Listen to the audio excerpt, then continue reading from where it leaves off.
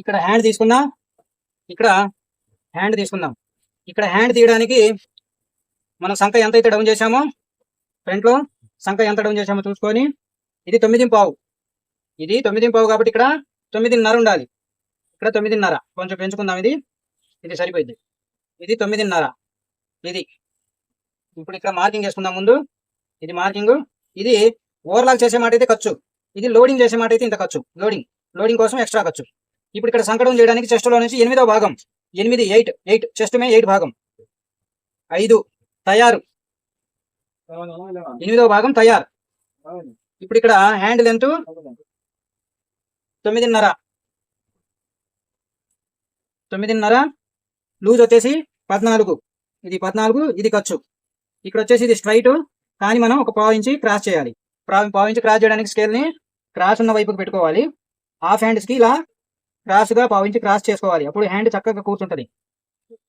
దీంట్లో double fold చేసుకోవాలి పట్టీని, అప్పుడు స్టిఫ్గా ఉంటుంది హ్యాండ్. హాఫ్ హ్యాండ్ స్టిఫ్గా ఉంటుంది. ఇక్కడ ఈ షేప్ని ఇద్దాం.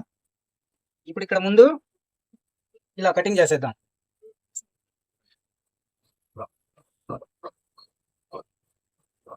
మనకి ఇప్పుడు ఈ సంఖ 11.5 కావాలి. ఇది 11.5 వస్తుంది. 11.5 ఇది సరిపోయింది. 11.5.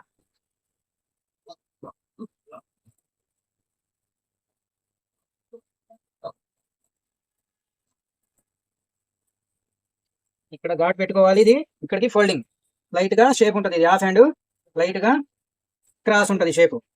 ఇలా షేప్ని పెట్టుకోవాలి. ఇప్పుడు మనం ఇక్కడ షేప్ తీద్దాం. ఈ షేప్ తీయడానికి ఇక్కడ ఒక మార్కింగ్, ఈ బాక్స్ లో ఒక సెంటర్ లో మార్కింగ్, ఇది సెంటర్.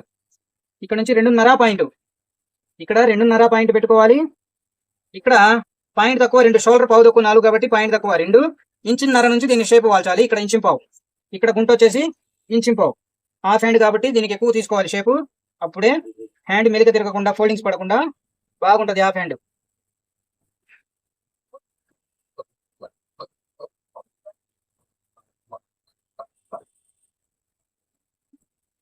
ఇలా చక్కగా బ్యాలెన్స్ గా తీసుకోవాలి. బ్యాలెన్స్ ఉండాలి. బ్యాలెన్స్ అనేది ఎక్కడ కూడా మిస్ అవ్వకూడదు. బ్యాలెన్స్ మనం తెలుసుకుంటూ ఉండాలి. బ్యాక్ ని కూడా కొంచెం లైట్ గా షేప్ ఇచ్చుకుందాం. బ్యాక్ లో కూడా ఫోల్డింగ్స్ పడవు. ఇక్కడ 2 జాయింట్లు సమానంగా ఉండాలి. ఇలా ఇది పర్ఫెక్ట్ షేప్. ఇలా ఉండాలి. ఎంతో నీట్ గా ఉంటది. ఇలా నీట్ గా ఉంటది చాలా చక్కగా. ఈ షేపులు కుట్టేటప్పుడు కూడా రౌండ్ చక్కగా కుట్టుకోవాలి. ఇప్పుడు